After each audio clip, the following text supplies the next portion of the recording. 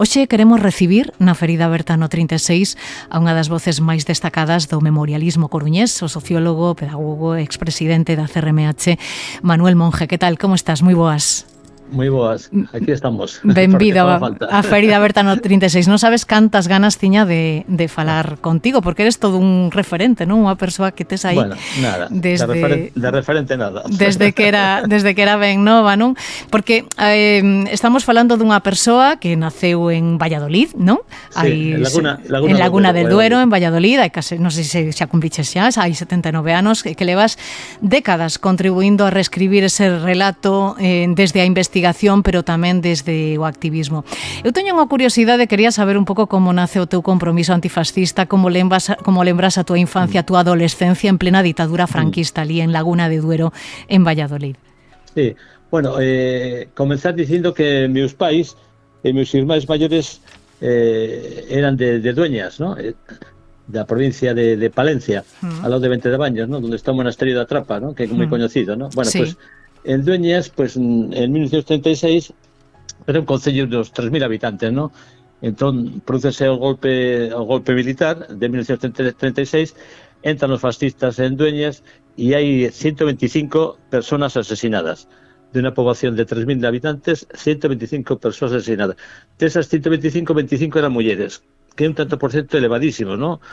Para a proporción que había normalmente, pues asesinaban a mulleres, sí, tamén, pero claro, unha proporción tan elevada non é normal. E en esa entrada dos fascistas en Dueñas, pues entre as persoas asesinadas, pues había 6 persoas da miña familia. Estaban 2 tíos meus, un de 32 anos e outro de 22, Pedro González de Gazopo, que era teniente alcalde, por la Unión Republicana de Dueñas, e outro, David González Gazopo, que tiña 22 anos, ¿no? Que, bueno, a miña familia, pues, tiña terras, tiña unha tenda, tiña unha panadería, cada un pouco persoa pues, se dedicaba a unha actividade dentro dos irmáns, e David teña un taxi, se dedicaba un pouco a transbordo, un pouco de transporte da xente. Entón, a raíz de aí, pois, a represión foi tremenda, ¿no? En Dueñas. Que ocurrió? Pois que miña nai, que nunca calaba, ¿no? Unha persona moi rebelde, pues cuando fueron los asesinatos, a xente del povo sabía perfectamente quién eran esos asesinos y quiénes colaboraban en esa represión, ¿no? Pues imagínate una situación un poco tan pequeña, pues después de estos asesinatos tan tremendos, ¿no? Una de las personas asesinadas de estas mujeres era a tía Alfonso, que era irmán de meu avó, e resulta que tiña 68 anos, que era moita idade. Chegan a casa, preguntan onde estaban os fillos, di que non, que marcharan, que non estaban, a levaron a ela e apareceu unha cuneta pues asesinada, ¿no? Digo, para ver un pouco o clima de terror. Total, que a miña nai non calaba, e cando iba pola rúa e veía alguén que participou na represión, pues claramente decía criminal, decía un pouco a definición do que era, ¿no? Total, que pues enterarme despois de moitos anos de por que nos marchamos do povo, ¿no? Pues chegaron un pouco a alguna xente de confianza da miña familia a dicirle a meu pai, dice, mira, Jesús, que tedes que tener cuidado y tomar medidas, porque es que la Juliana, por mi madre, que se llama Juliana, sí, pues anda por ahí, pues cuando se ve con la gente que participó en la represión, pues que anda diciéndole que son unos criminales, ¿no? Y tened cuidado que pueden un día pues provocar un disgusto, ¿no? Con la Juliana y tal, que no callaba. Total, que bueno, fue tal la presión que tuvimos que marcharnos de Dueñas, ¿no? Fuimos a parar a Laguna de Duero. Meu pai fixera a mili, el servicio militar en África, e ali parece ser que aprendió oficio de herrador, ¿no? E entón fuimos a Laguna de Duero e eu nací ali, no herradero, ¿no? Bueno, total que... E como foi a vida aí? Como foi a vida aí? Bueno, pues eu nací no 47 e estivemos prácticamente ali en Laguna de Duero hasta 1951, ¿no? Que marchamos ali con 4 anos. Eu non lembro prácticamente nada, porque tiña 3 anos cando marchamos de Laguna de Duero, de Valladolid, e marchamos a Bilbao porque meu pai empezou a traballar a través dun familiar que coñecíamos e que era abogado na fábrica, na naval, e resulta que empezou a traballar aí na naval de Sestao. E estivemos ali vivindo en Bilbao desde 1951. Bueno, total que en 1968 pues tuvimos a mala sorte de que un irmán meu eu tiña daquela pues 21 anos e mi irmán 18 pues morreu afogado ali en un río dun ataque de hidrocusión que pegou un latigazo no corazón e quedou ali tieso, ¿no? E entón pues poucos días despois de esa desgracia pues fui a darle un paseo por Erandia aos 15 días e levaba daquela na solapa da chaqueta unha insignia cunha pomba, a pomba de Picasso, Entón, daquela consideraban que podía ser motivos de detención porque podía ser un elemento de insulto e de falta de respeto á legislación vicente, ¿no? Levar unha insignia coa pomba de Picasso. Isto, claro, se conta e pode parecer unha cosa de fíxate ti, ¿no? Bueno, entón, eu xa, en esa detención que tive, leváronme 3 persoas de paisano, estaba pola rúa e detuveronme, digo, pero que pasa aquí, no? E entón, eran 3 personas de paisano, me colleron entre todos e me levaron a cuarta de Guardia Civil en Erandio e de aí directamente estuve unas horas ali en el cuarto de Guardia Civil e directamente a prisión de Basauri. Entón, pasé ali mes e medio, a multa correspondiente, ademais, todo iba polo militar, ¿no? Todo que iba polo militar, e entón estuve mes e medio ali no cárcere de Basauri. E cal era o delito? Cal era o delito que poñan os papeles? Decían que eu insultar a las Forzas Armadas. Bueno, claro, tenían que decir algo, ¿no? E entón dicían, no, es que fuimos a deterre e empezou a decir no sé qué, a meterse con as Forzas Armadas, que caño. E eu estaba ali, leváronme, non dice nada ni pío, ¿no? Leváronme a rastras a cuartel da Guardia Civil e vamos, malos tratos no cuartel da Guardia Civil e de aí directamente a prisión de Basauri, ¿no? En Basauri, como dices, estiveches mes e medio e aí coincidiches con Nicolás Redondo e con Agustín Ibarrola, ¿no? Había xente do máis variado, claro, hai que facerse un pouco cargo de idea da situación de represión. Pouco despois había un estado de excepción, viñamos outro estado de excepción. O estado de excepción é unha situación donde xa non había liberdade na dictadura, pero neses casos xa aumentaba moito máis a represión, ¿no? E entón, pois, detiñan a xente por cualquier motivo. Bueno, pues, por suposto, a xente que despuntaba un pouco, facía algún tipo de actividade sindical, pois iba directamente ao cárcere, ¿no? Bueno, pues ali estaba Nicolás Redondo, que era o secretario xeral da UGT daquela, e había moitos traballadores tamén, había xente tamén que estaba acusada de ser deta, e despois había pues grupos enteiros de xente de, bueno, estos son de Ondarroa, pues 30 xente nova, ¿no? De Ondarroa ou de Lequeitio, ¿no? E que ocurría? Pues que ao mellor un fin de semana pues organizaba unha excursión desde Ondarroa a Virxen de non sei onde. E en esa excursión que iba moita xente nova e que, bueno, pues que iban ese día, os paraba a Guardia Civil porque non se podía ir a esa excursión a tal sitio porque se aproveitaba para ir ali moita xente e bueno, pues reclamar liberdade, ¿no? Entón, o paraba da Guardia Civil, tomaba nota de todos os que iban a esa Guardia Civil e al cabo de unos días recibía una notificación diciendo que por ir vostede de excursión tal, fue detido en ese autobús y al cabo de 3 meses te venía una notificación que tienes que pagar una multa tremenda, ¿no? Claro, no se pagaba multa porque no facías nada. Sí. Si pagabas a multa, pouco despois, pues recibías outra, ¿no? E entón, esa xente, pues pasaba unha temporada de 2 meses por multa gobernativa e despois de 2 meses marchaba outra a casa.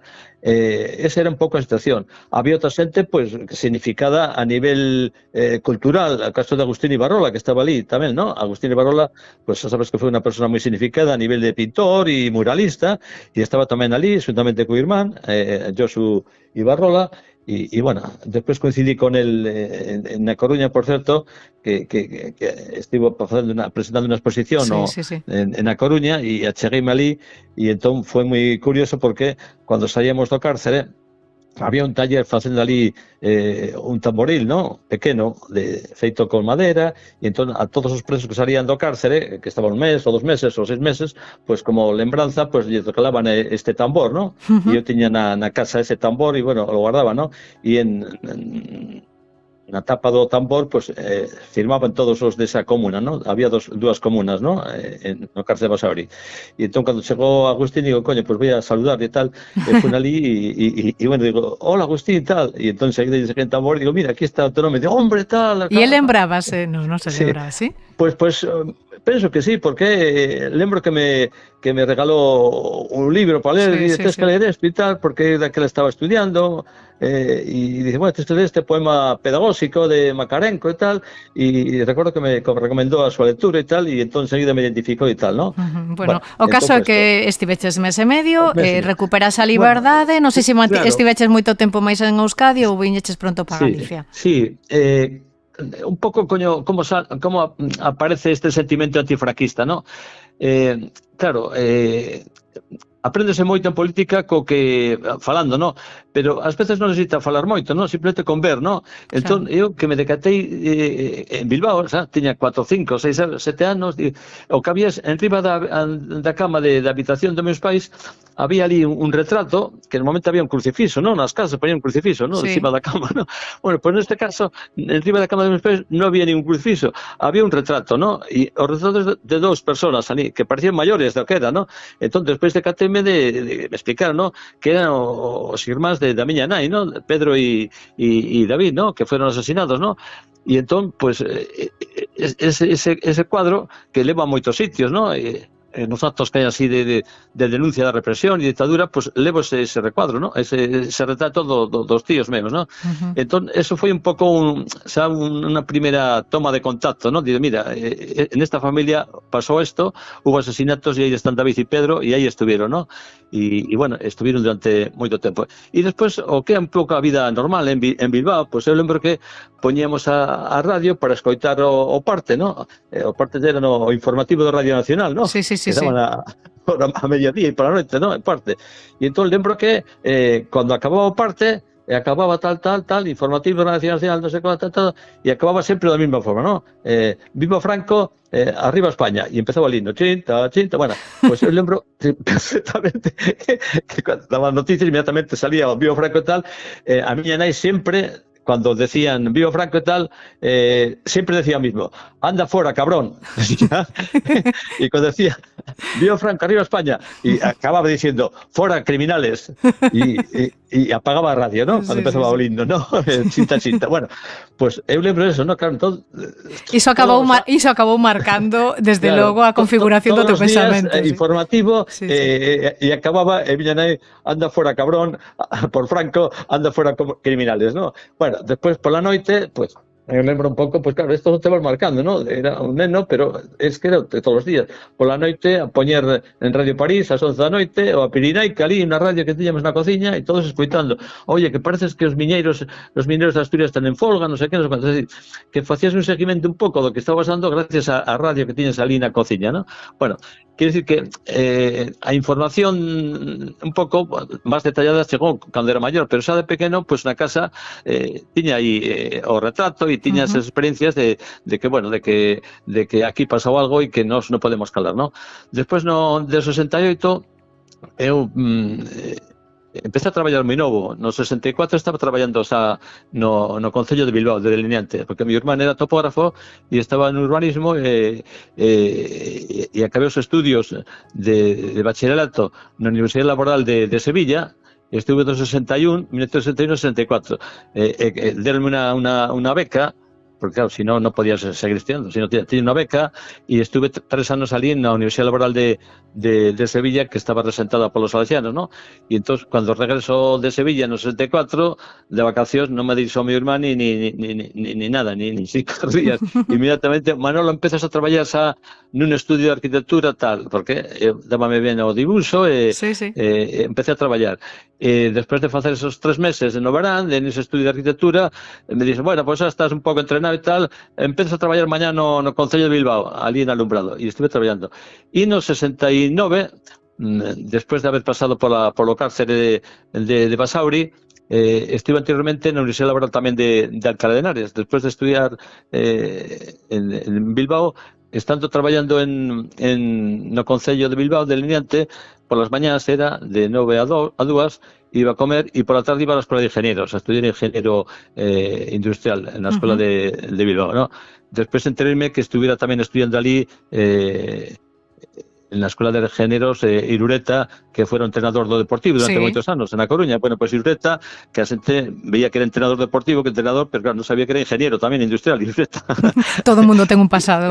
Sí, pois Irureta era ingeniero e despois terminé que estudiaba tamén na Universidade Laboral. Total, que estuve estudiando na Universidade Laboral de Alcalá de Henares, despois estuve traballando en Bilbao, cando volví, outro ano máis, e no 69 derome un traballo chego a Galicia no 69, en setembro, porque derme un traballo de educador na Universidade Laboral da Coruña, ¿no? Na cidade da Malle, no Burgo, en Culleredo. Entón, estive primeramente na Universidade Laboral estudiando de Sevilla, despois estive 2 anos, do 66 e 68, na Universidade Laboral de Alcalá de Henares, onde fui presidente do Consello Intercolexial que había, e despois aterrizo na Coruña, acabei en Magisterio na Coruña, e bueno, comecei un pouco E empeza a tua carreira como educador, ¿no? Claro, como educador no 69.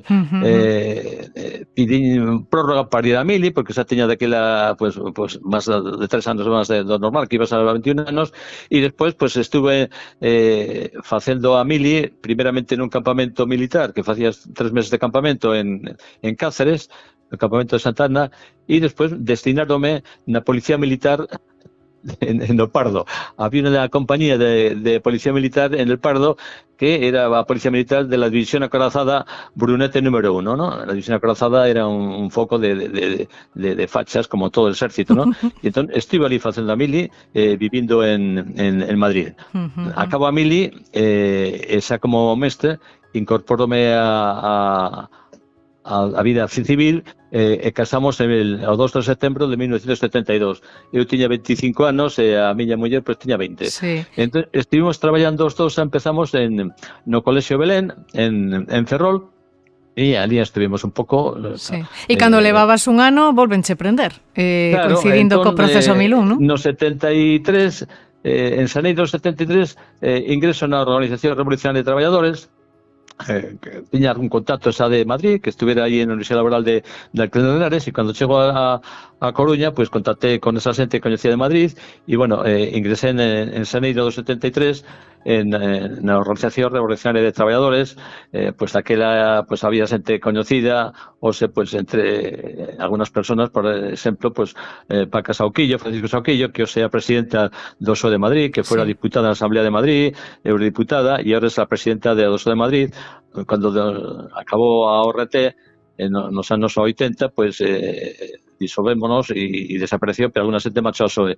E eu que fago en Galicia es nos anos 80-81, juntamente con Camilo Nogueira e outras xentes que procedíamos de distintos partidos, pues participamos na constitución nos anos 80-81 de Esquerda Galega. Bueno, volviendo un pouco a Galicia, pues vivíamos en Ferrol, comenzo a traballar no Colexio Tirso de Molina, dos padres mercenarios, que yo chamo mercenarios, os padres mercenarios, Colexio Tirso de Molina, que está ali na praza de Amboase. Bueno, total, que chega o proceso Milún, contra dirigentes de comisiones obreiras como Marcelino Camacho e outra xente destacada, significada sindicalmente, e bueno, desde a ORT pues preparamos unha campaña en contra do proceso Milún, chamado proceso Milún porque era o número que tiña ese proceso, ¿no? E bueno, fixemos unha campaña informativa e tiñamos xente dentro da Bazán, fixemos unha campaña de propaganda e tivemos unha caída dentro do partido de xente que detuveron na Bazán, e bueno, salí polo medio, e un día, pues estando no recreo no Colexio Tirso de Molina, pues aparece ali o director e dice, mira, que tes que salir e tal, que hai unos señores aquí que te preguntan por ti e tal. Salgo, claro, e os señores que preguntaban por mí estaban no recreo do Colexio Tirso de Molina, pues era a policía, ¿no? Sí. A policía social que me levaron inmediatamente detido, ¿no? Estamos falando de decembro de 1973. Total, que inmediatamente de atención, comunícame una multa gubernativa que no se pagaba, y la multa gubernativa nuevamente pues era por una sanción de 2 meses de cárcel. Mandaron a Coruña. Claro, esto das detencións non solamente era que eres detenido, sino que encima te poñen unha multa. E ademais despois perdiches o traballo, non? Claro, no caso de cando estive en Basauri, teño aquí diante o papeliño, pois se dá usted unha multa gubernativa de 10.000 pesetas, é dicir, tiñas que estar no cárcere mes e medio, multa de 10.000 pesetas, cobraba 3.000 pesetas no Concello de Bilbao, delineante, o sea que eran máis de 3 meses o salario, non? Y bueno, pues después fixe un recurso y teño aquí o recurso y resulta que dice, bueno, después de considerar o recurso que fixe usted, pues rebaixamos a multa de 10.000 pesetas a 5.000 pesetas. Bueno, pues no caso de cuando estaba viviendo en Ferrol, pues esa multa que no pagué, pues supoñía pues 2 meses de cárcel. Pues nuevamente ali, claro, na cárcel da Coruña estaba ainda a xente que estaba cumplindo condena polos sucesos de asesinatos de Ferrol, ¿no? 10 de marzo do 72. Pues ali na cárcel estaba Xulio Aneiros, significado dirixente sindical, e despois iba chegando xente, ¿no? Estábamos ali e tal, e entón lembro que unha das persoas que chegou era Antón Seoane, ¿no? De Milladoiro, que era médico, estaba traballando en Conso e apareceu tamén ali, tamén con multa e tal, e pasou unha temporada ali. Despois chegou outra xente, Fernando Miramontes, dirixente do Partido Comunista, é dicir, moita xente que estábamos ali na Coruña. Lembro que coincidindo con a estancia no 73 na cárcel da Coruña, pues sucedeu o atentado que hubo contra Carrero Blanco, ¿no? Que o asesinaron, ¿no? Con a bomba aquela, ¿no? A Carrero Blanco. Nos salí, estábamos dentro da casa, digo, bueno, madriña, esto va a ser una gorda, ¿no? Asesinan a Carrero Blanco, son capaces aquí de entrar a saco aquí no cárcel los fascistas y nos machacan aquí, ¿no? Bueno, afortunadamente, pues no pasó nada, ¿no? Bueno, salgo do cárcere después de estos 2 meses, comenzo pouco tempo despois estuve vendendo enciclopedias por ali, da enciclopedia galega polas rúas, polas casas, porque non tiñamos traballo, ¿no? E entón conseguimos que tanto a muller como a mí pues nos contrataran como interinos no Ministerio de Educación e Ciencia, ¿no? Total, que había unha movilización tamén, lembro, que estamos os traballadores da Astano de Ferrol en folga, e, bueno, pues a xente que estábamos no ensino, mestres, e organizamos unha resposta, sacamos alguna declaración e unha carta nos medios de comunicación dicindo que os traballadores do ensino, pues nos solidarizábamos con os traballadores da Astano, que estaban en folga e tal. Total, que estando en esa situación, bueno, o de despido en Notilso Molina foi de traca porque estábamos en Nadal e o 24 de decembro de Nadal, pues resulta que me chama o director do cárcere e me pase polo centro tal que ten unha carta. E claro, era 24 de decembro, cando me chaman digo, bueno, pues era unha felicitación de seguramente, de Nadal. sí. Que voy a pensar? Un colexio de frailes, los padres mercenarios, una carta do director, pues ¿qué me va a decir este hombre? Pues me tendrá que decir algo relacionado con la felicitación. Hecho ali y a carta no era ni una felicitación, sino que era diciendo que quedaba despedido por faltas injustificadas ao traballo. Claro, era difícil estar traballando cando estabas encerrado en Coruña. Pero claro, esto se conta e digo, mándame, tuvo o atrevimiento de mandarme o despido ao cárcere e dicirme que me despiden por faltas injustificadas ao traballo sabiendo que estaba no cárcere, ¿no? E me manda o despido ali ao cárcere, ¿no? Sí. Bueno, pues despedido, ¿no? Esto no, en decembro do 73 cumplí os 2 meses e despois estuve, xa digo, vendendo enciclopedias para poder vivir e no ano 74 pues entramos a traballar novamente como profesores interinos. Eu estaba daquela no colexio Ibáñez Martín de Ferrol, que ahora xa cambiaron o nome porque este era un fascista, fuera director xeral de ensino primario, Ibáñez Martín, e despois a cambiar o nome do colexio, ¿no? Pero estaba abarrotado o colexio porque había moitísima matrícula e eu estive en unhas aulas que había na Feria de Muestras de Ferrol, ¿no? Total, que estaba traballando como profesor ali e despois destas manifestaciones que fixemos públicas de apoio aos traballadores, pues chegamos a casa a Santar, a miña muller e Maseo, ela estaba no colexio de Feal de Narón, e dime, mira, acaba de darme o director do colexio unha carta. E digo, pues joder, a mí deronme tamén a mesma carta. Entón, que decía a carta? Pues comunico a usted que con esta fecha, 25 de octubre del 74, queda usted despedido por orden gobernativa. E a miña muller exactamente o mismo. Por segunda vez.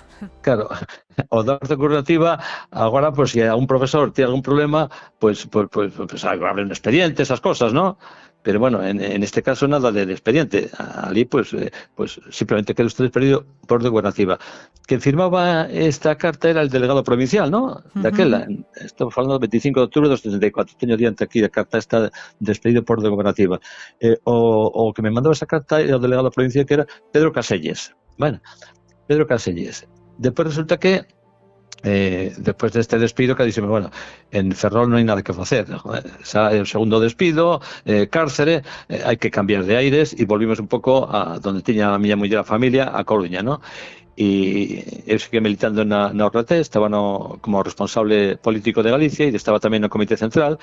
Celebranse as eleccións seréis do 77, 15 de xuño, ofréceme a posibilidade de ir a Madrid para seguir traballando dentro do partido, e estaba no departamento un pouco de comunicación e de prensa, e editábamos un periódico semanal que era o En Lucha, ¿no? O En Lucha, órgano de Comité Central, e estuve traballando dentro de actividade esta de comunicación e de relaciones políticas, ¿no?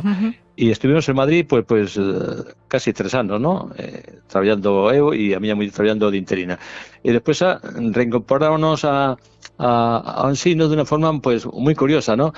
Estando ali en Madrid, pues beso que este Pedro Caselles, xa estamos en democracia, goberno de Adolfo Suárez, e daquela, pues todos aqueles que colaboraron en la represión, pues resulta que se convirtieron todos en demócratas de toda a vida, ¿no? De un día para outro.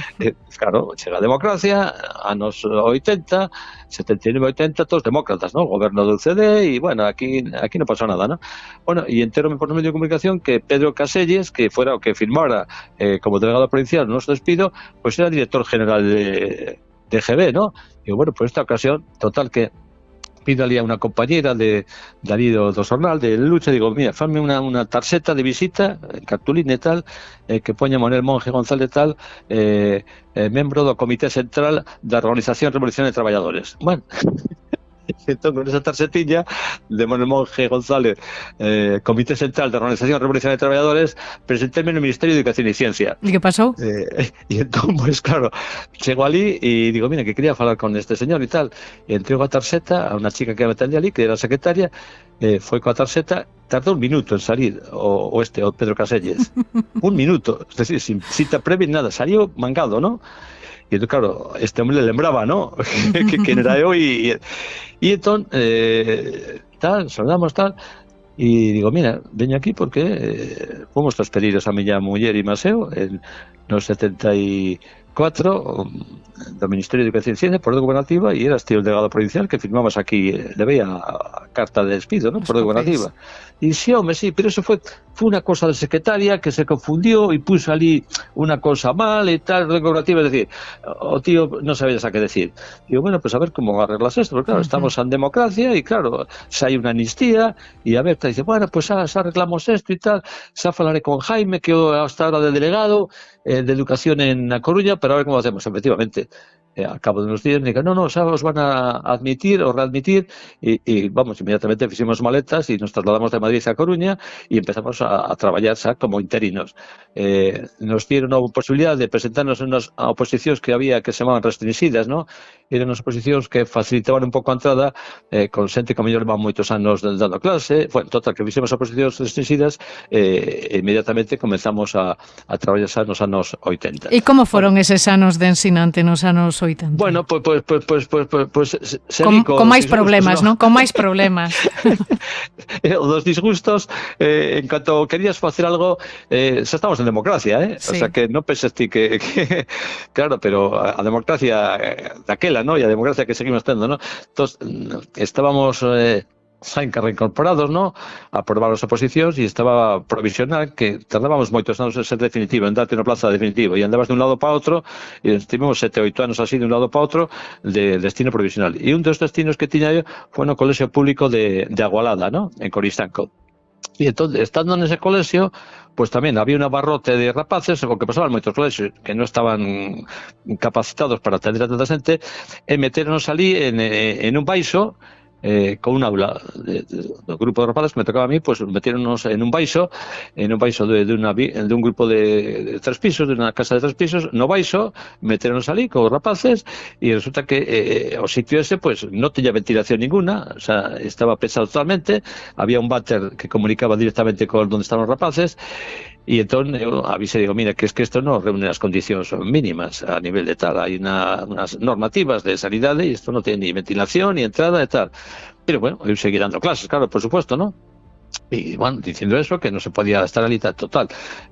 Chegan as vacacións de Semana Santa e cando volvo de regreso de vacacións de Semana Santa ao sitio ese, ao baixo onde estaba destinado, claro, non podía faltar ao traballo porque era abandono de traballo, ¿no?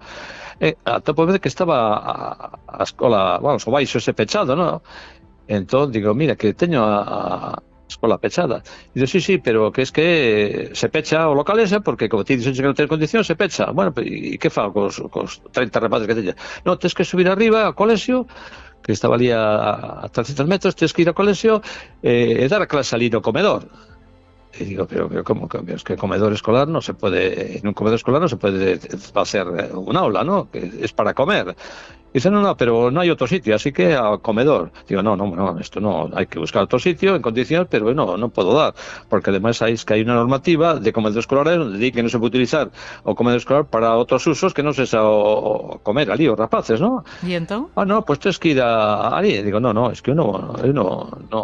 Y entonces, pues nada, collí y di clase ahí, digo, bueno, pues nada, voy a seguir dando clases, no voy a estar aquí sin dar clase, pero en el comedor no, y había un porche allí, donde no chovía, y saqué unas mesas allí y estuve dando clase allí unos días, ¿no?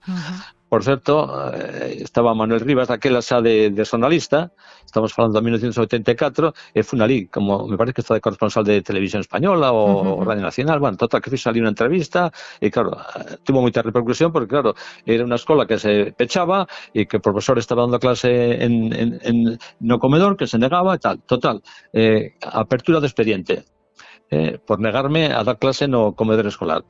Bueno, a apertura do expediente era suspensión de emprego e soldo. E mandaronme con suspensión de emprego e soldo, usted nada, está suspendido e non pode vir aquí ao colexio para nada. Que fixeron? Pois eu negábame, tiña probadas oposicións, entón tiña praza provisional, pero tiña praza, e o que fixeron foi a outra persoa que estaba en situación provisional, non tiña traballo, e entón lle meteron ali e foi a dar a comedor escolar, e entón no comedor escolar pois estive dando clase. E pois durante ese tempo pois estive despedido, suspendido de emprego e sueldo.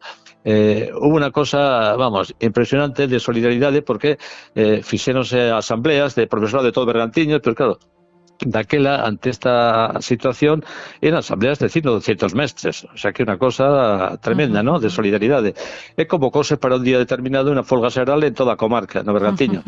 Bueno, pues moita presión e movilización de todo o profesorado, teño que agradecer moitísimo a todos os compañeros, porque gracias á presión, pues tuvieron que levantarme esa suspensión de emprego e sueldo e admitirme novamente. Como seguía negándome a dar clase no comedor escolar, estuve na biblioteca do colexio de Agualada durante todos os meses que van desde abril de Semana Santa hasta final de curso. Bueno, eso foi un pouco a seguinte situación, ¿no? Non me digas que ti veches algún encontronazo máis. No, de momento no. Después de esa cosa fue mellor y desde el 84 pues seguí dando clase y bueno, después tuve varios destinos, estuve destinado en Aguiño, 3 anos, despois estive 2 anos en Carral, estive tamén en Abegondo, en fin, unha experiencia un pouco de o que pasa con todos os mestres, ¿no?, que andamos dun sitio para outro hasta que asentabas, ¿no? E despois de estar en Aguiño 3 anos, estive de secretario, a miña muller era directora do Colexio de Aguiño, pero este era xa o definitivo, e en definitivo pedí novamente, pues, lo que me interesaba o máis perto da Coruña, e deronme novamente un destino en Coristanco.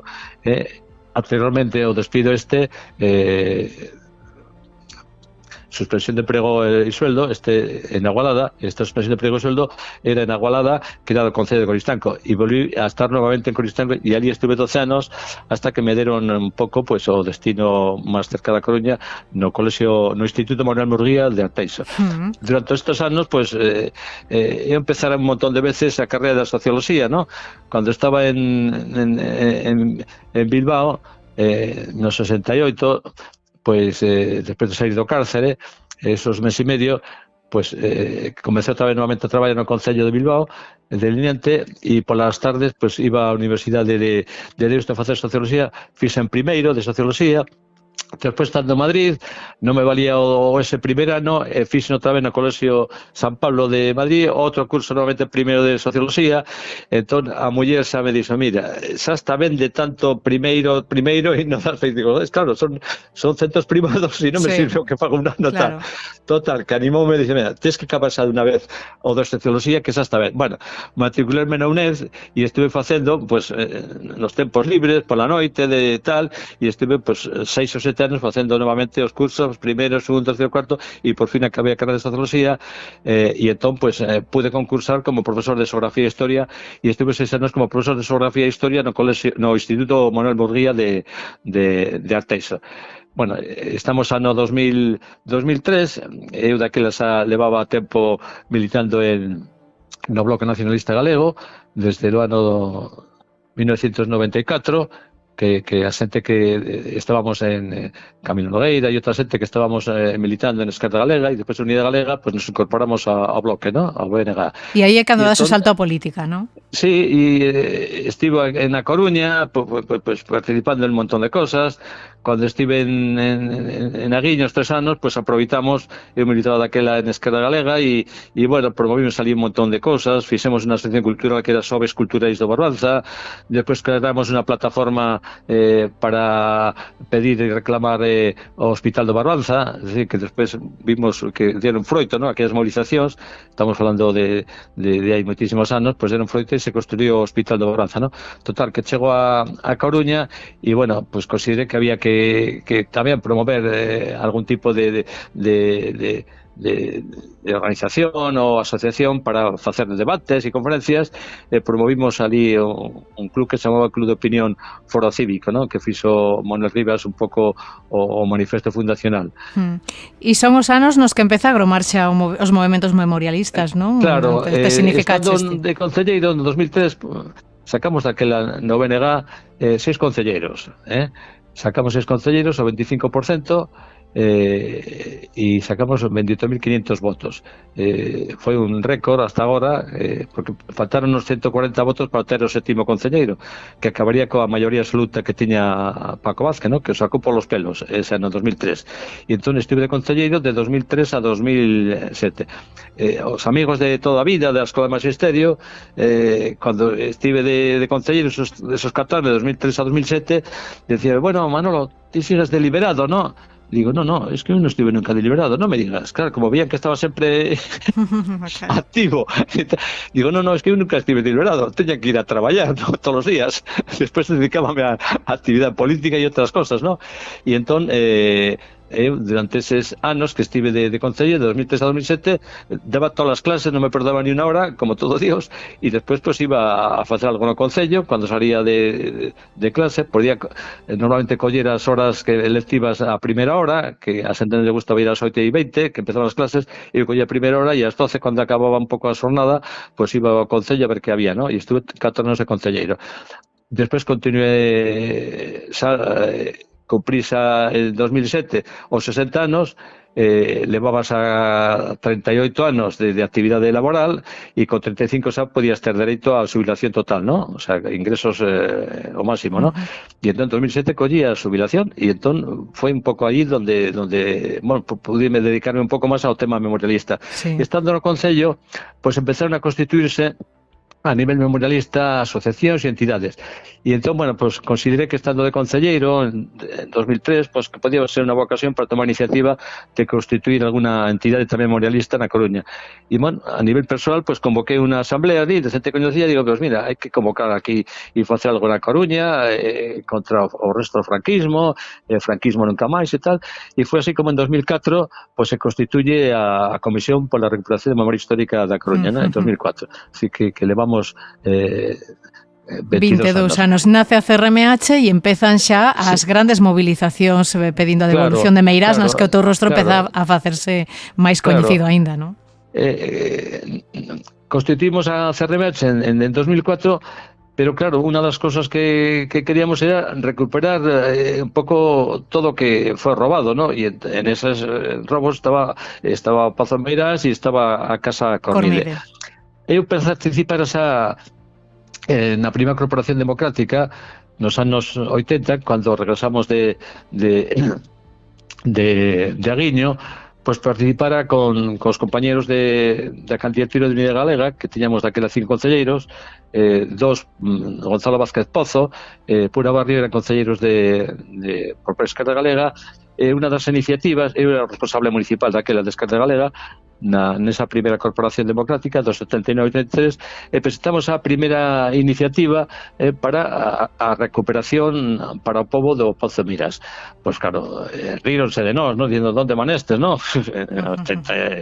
Nos anos 82 e 83, pois ainda non estaba madura ni moito menos ao tema de evolución. E bueno, pois non saiu adelante, ¿no? E daquela xa, pois o que era daquela coalición democrática, porque a Alianza Popular nos presentou nas primeiras eleccións municipais como Alianza Popular, ¿no? Que era o partido constituído por Fraga, ¿no? En 1977. Pois o que había era a coalición democrática e estaba allí César Cobian como dirixente de coalición democrática, Alianza Popular, votaron en contra, claro. E entón, pois, inmediatamente comenzamos a un pouco a preparar o que chamamos un pouco as marchas cívicas para a devolución do Pazo de Meirás.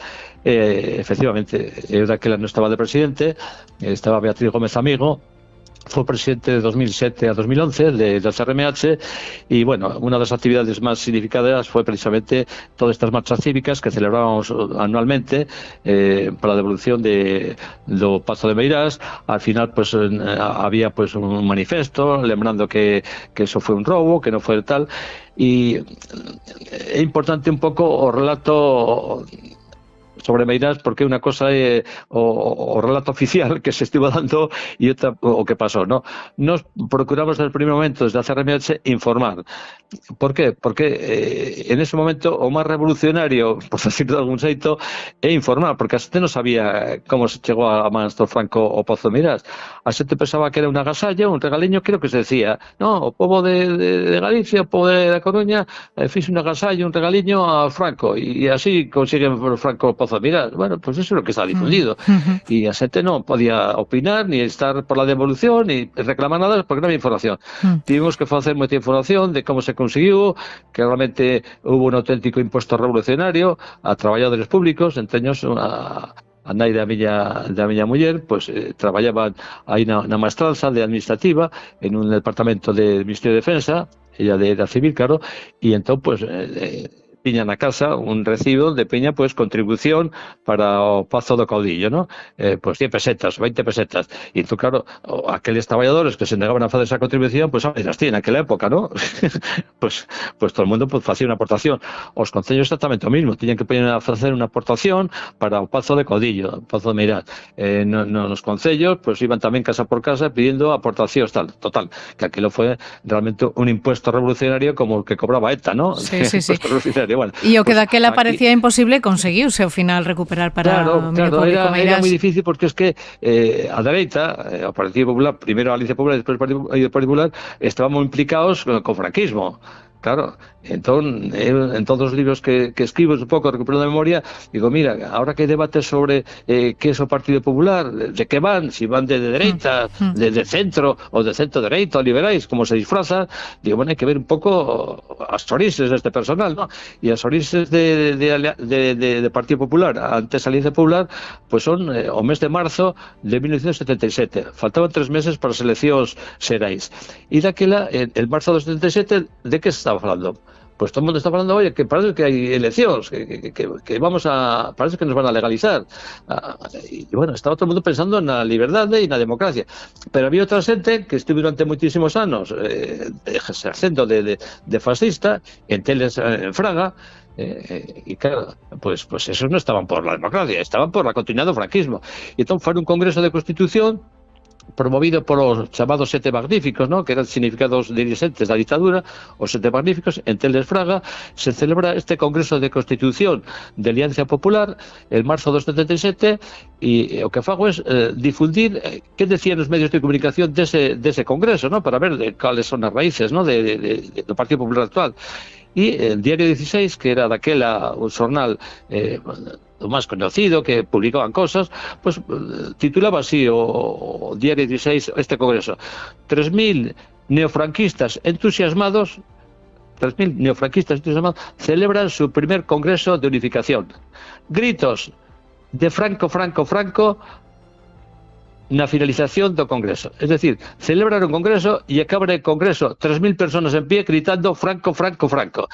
Bueno, pues claro, ¿qué coño? Non hai que explicar moito máis de las raíces de onde ven esta xente, ¿no? Dice, de Franco, Franco, Franco. Es que acaban así el Congreso de Constitución presidido por Fraga. Esos son un pouco as oríxes de esta xente. Pero volvendo un poquinho a Meirás, por non perder o fío, agora queda resolver o tema da indemnización, supoño que a asignatura pendente é abrir o pazo público, ¿no? Sí. Para que se pueda ver na súa totalidade. Acabando un pouco co que conseguimos. O proceso de Meirás acaba en unanimidade, cosa moi curiosa, ¿no? Es decir, que al final hubo unanimidade na Diputación da Coruña, unanimidade no Parlamento galego reivindicando esa devolución, ¿no?, ao pobo, ao Estado, ¿no?, do Pazo Meirás.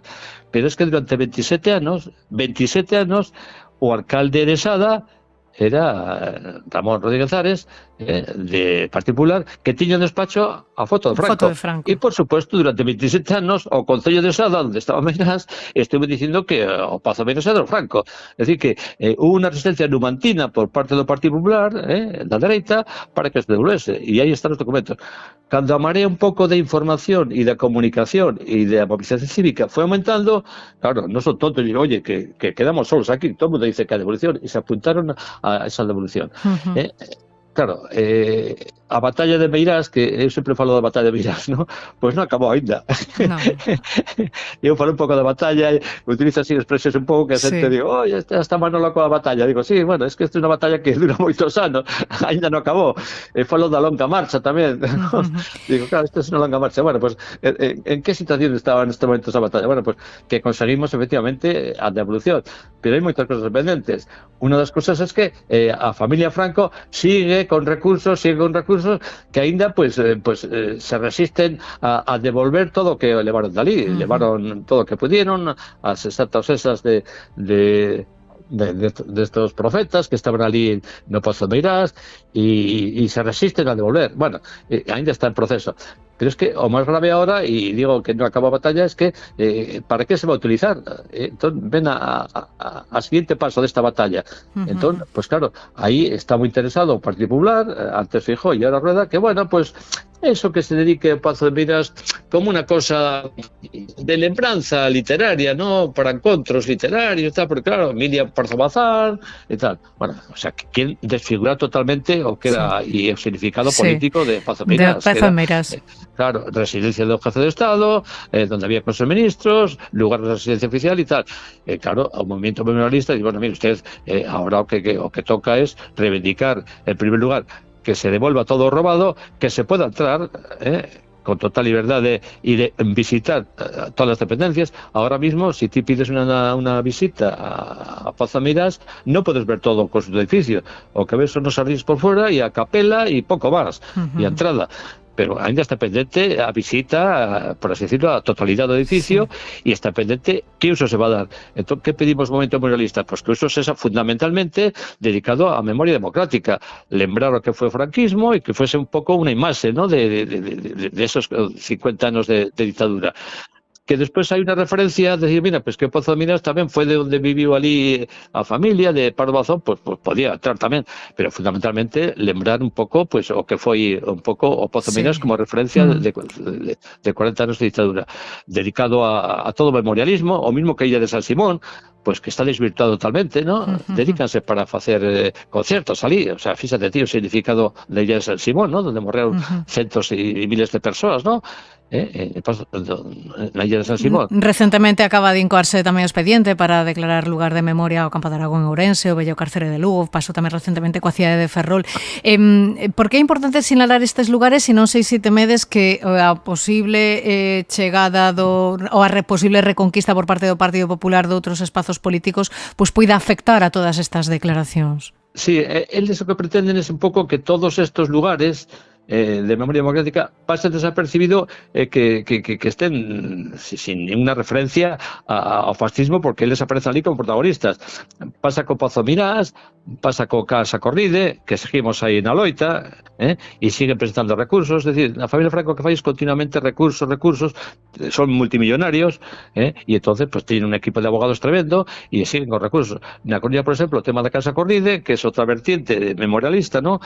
Desde Defensa do Común, que ahora mismo estoy de presidente de Defensa do Común, pues promovimos as marchas tamén pola devolución da Casa Corride, elevamos a 6 marchas, donde reivindicamos a devolución total, e non como ahora que te deixan unha vez ao mes pues unha entrada aí de restringida, ¿no? Sí. Y entonces, ¿qué pasa? Pues que no es lo que estamos ahora intentando, tanto en CRMH como en Defensa do Común, que presido ahora esta entidade, pues es que poñer nome e apelidos ás persoas responsables deste espolio, destes robos, ¿no?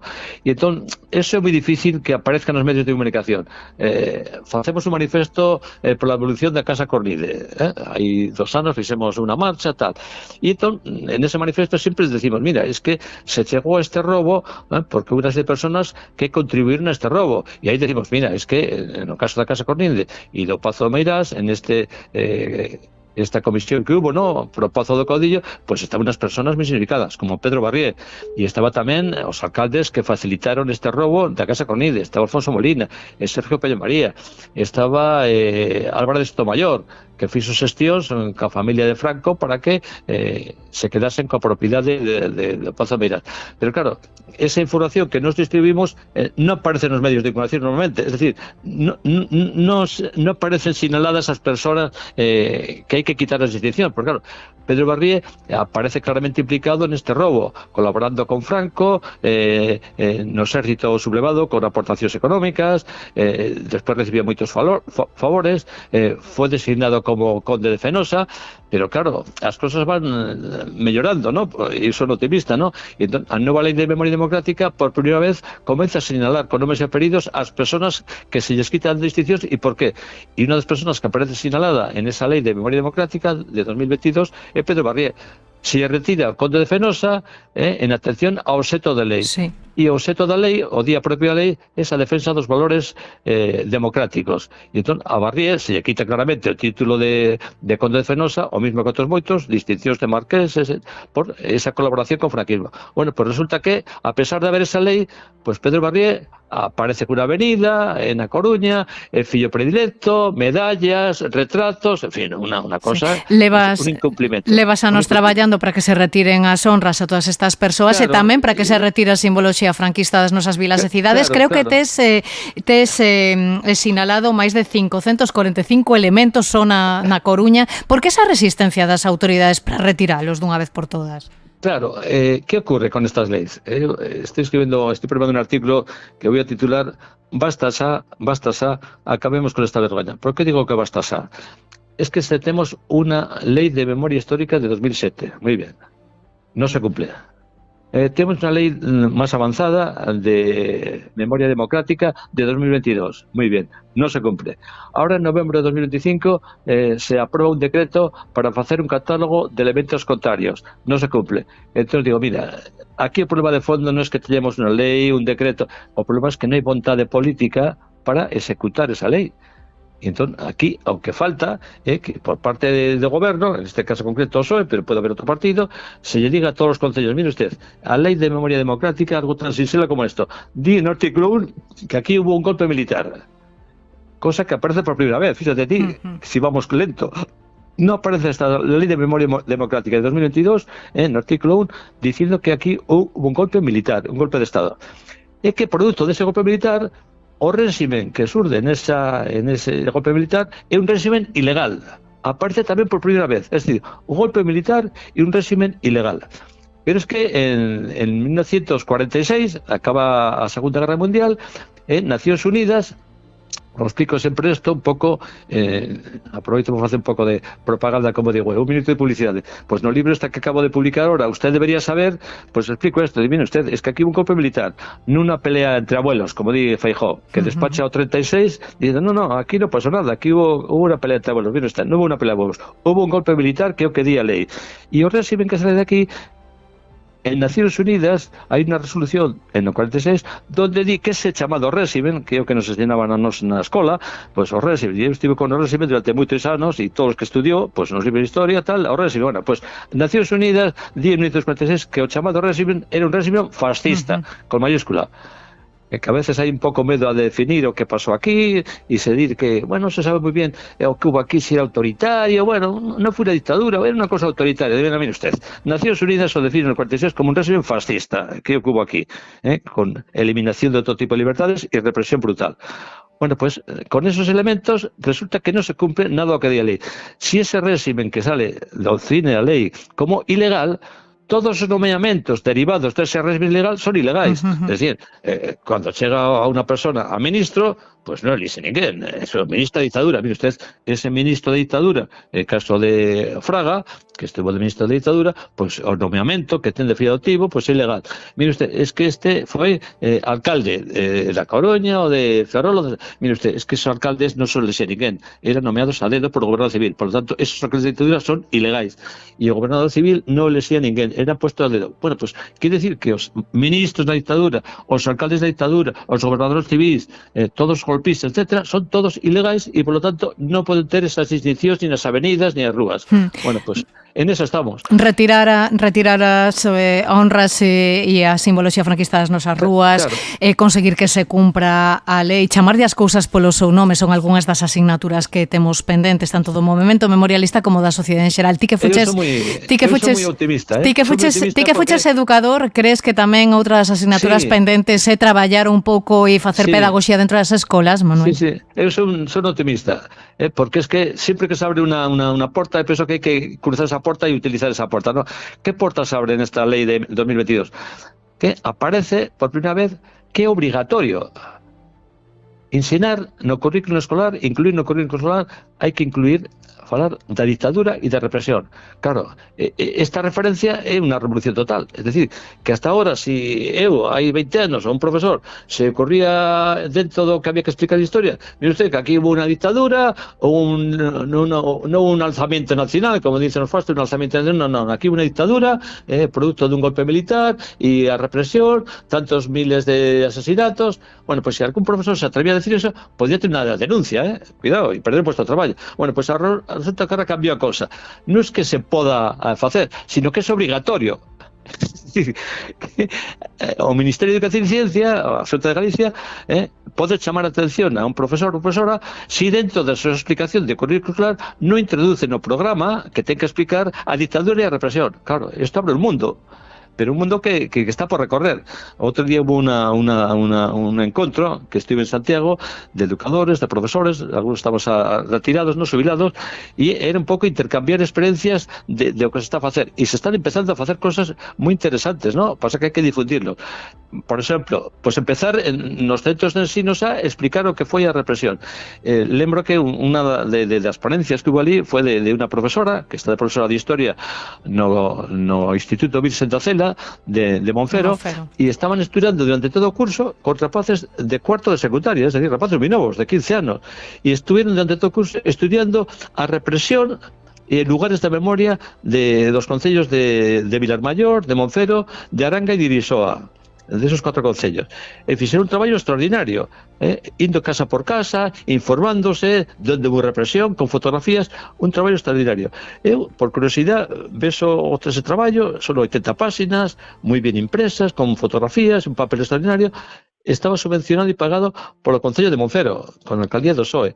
E estas jornadas estaban promovidas pola Diputación da Coruña, onde está Soledad Agra, de responsable de Memoria Democrática, e estas jornadas está promovendo a propia Diputación da Coruña. Claro, isto abre aquí un camiño tremendo, ¿no? Pero hai que implicar os propios concellos. Eu teño falado moito con Concello da Coruña, digo, mira, que hai que facilitar que esa reunións ou coordinación entre o profesorado que está dispuesto a colaborar en este tipo de ensinanza.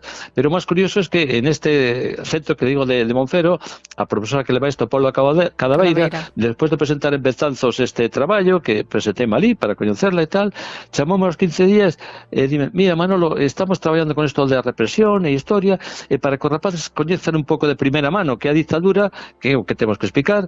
Podías vir aquí ao Instituto de Monfero un día pola tarde, 3:30 a 4:15, me parece que era. Podes vir aquí a explicar aos rapaces a tua experiencia como preso político e tal. E fun ali a Monfero, en horario escolar, explicando un preso político na ditadura aos rapaces o que era a represión da ditadura. Pero o mismo que funeo, pode ir outras persoas que estamos ahora en un grupo de xente de presas políticas e familiares, donde está o nieto de unha persona que estivo, resulta, en campos de concentración nazi, e que foi conselleiro na Coruña no 31-36. Bueno, pues neste grupo de persoas que somos presos políticos e familiares, estamos dispuestos a ir ao instituto para explicar o que foi isto. Poucos días despois de estar no instituto de Monfero, chámame novamente Paula Cadaveira, di, mira, que ahora estamos avanzando sobre a represión, que falas no teu libro, usted debería saber de libros, falas da represión criminal referida ás mulleres. Tes algún material? Digo, pues sí, teño alguna cosa. E, bueno, que material lle mandei a Paula para que explicasen aos rapaces o que era a represión das mulleres? Pues, entre outras cosas, lle mandei un artigo que recolle no libro tamén, que era La mujer ideal. ¿De quién era este texto, La mujer ideal? De Pilar Primo de Rivera, que é jefe nacional de la sección femenina de Falange, e era un texto obligatorio nos institutos e nas escolas de magisterio. E entón digo, mira, isto hai que fundirlo porque di tantas barbaridades sobre que debe ser a mujer ideal, se titula así, La mujer ideal. Digo, que esta é a mellor información que se pode dar á mocedade e sobre todo as mulleres. Mira, isto que hai, la mujer ideal para a xente da dereita, ¿no? Tanto de Vox como do Partido Popular. La mujer ideal é isto, unha barbaridade. Pois que den esa mensaxe optimista de Manuel Monge, sí, que damos, non? Que aínda é posible educar en memoria a nosa rapazada. Pois Manuel Monge, moitísimas grazas por contarnos a túa historia, por querer compartila aquí con nos na Ferida Aberta no 36. Pois nada, encantados. Para o que faga falta, aquí estamos. Unha aperta. Bueno, un bico. Gracias. A Ferida Aberta no 36, un podcast de Nuria López.